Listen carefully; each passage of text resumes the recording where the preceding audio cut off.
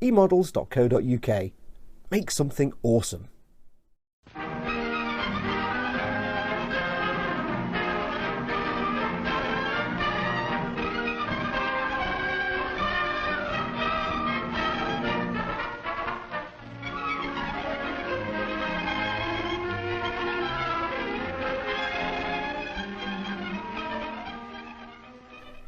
Hey everyone, Foxx here.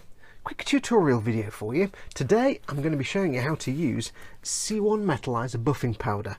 If you don't know what this is, it's basically a metallic powder that you can apply to your models, buff off, and it gives a beautiful chrome metallic effect with no effort whatsoever. It's dead easy to use, it's really hard to mess it up, and I love this stuff. So I'm going to show you how to do it. I know I've covered this before in other videos, but I've never done a dedicated how-to video. So let's have a look inside the box. So if we open the box, inside you find all kinds of things. We have a little brochure that explains all about the powder and how you use it. We have the powder itself, which comes in this very nice little container. It's wrapped in a bag, and you'll understand once you start using it, you'll understand why it's in a little bag of its own. We have a pair of disposable gloves.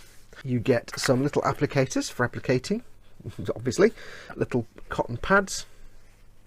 And one other thing you get in the box is very important, is this little breathing mask. It's just a small dust mask to stop you breathing in the powder. The powder does go over, it's very, very fine, so it gets very easily airborne, and it's important you don't breathe it in. So we have a little mask. That's everything that comes in the box. What else will you need?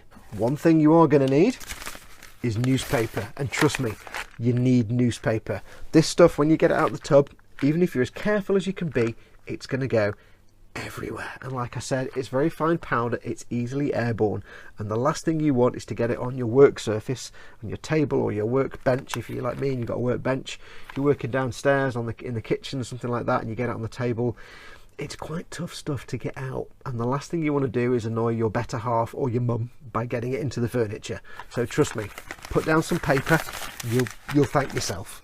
Next, you'll need the thing you're going to metallicize. Is that even a word? Metallicize. I don't think it's a word. Anyway, you'll need the thing you're going to make shiny. In this case, I'm using the lid off a cocktail stick dispenser. Now, if you've used metallic paints before, you'll know the best way to get the deepest, most reflective chrome effects is to start with a gloss black base. We're going to do exactly the same. Now, you can just go ahead and prime it with whatever primer you want, and then apply a gloss black paint. Acrylic, enamel or lacquers, any of those will do. Doesn't matter what the paint is, as long as it's acrylic, enamel or lacquer, and it's glossy, it's shiny black, and it's smooth. That's all that matters.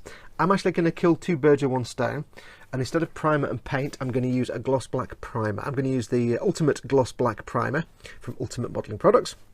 Now, if you can't get this stuff, don't panic. It's exactly the same stuff as Badger Steinel Res or Ammo one-shot primers. They're all the same thing, they've just got different labels. So one of those three will be available to you. I'm just going to use this because it saves me doing a primer and a paint coat. I can do it all in one go. It just gives a beautiful glossy finish. The only other thing you'll need, just in the off chance, is some cotton buds, or Q-tips as our colonial cousins would call them.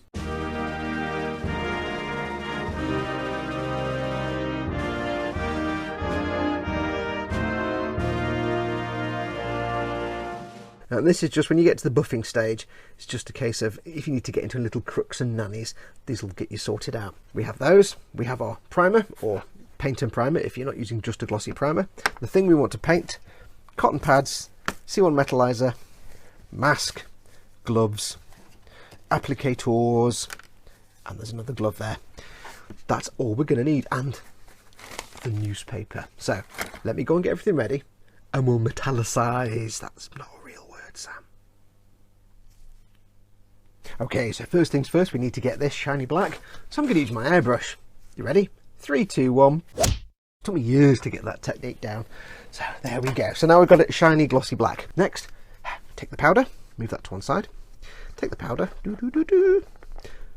and you'll see, or just by opening it, I've already got mess. This is why you put paper down. Now I've got the mask on. I'm trying not to breathe on it though. Whatever you do, don't cough or sneeze when this tub is open. You'll just have ultimate sadness if you do. And this couldn't be easier. Take the powder and the applicator, dip the applicator in the powder, and just gently apply it to the surface. You don't need to put on a lot of pressure, just use the weight of the applicator, let it do its work. At this point you're not trying to buff it, you're just trying to get it on the surface. Give yourself a nice thick and even coat of the powder. Now I've got newspaper down, but I'm actually working on a couple of sheets of A4 on top of the newspaper. The newspaper's there to stop my workbench getting covered in powder. The A4 is there so that when I've finished I can take the powder, bend up the paper and put the powder back in the pot. So it's worth doing that as well, just because, you know, this powder will last you for years, but there's no sense in throwing it away. Now you can add as much as you like, but you can see there we've got a nice, looks like lead, looks like a dull leaden surface. I'm just put that on there, tap all the excess off, and put that down to one side. I'm going to very carefully put the lid back on.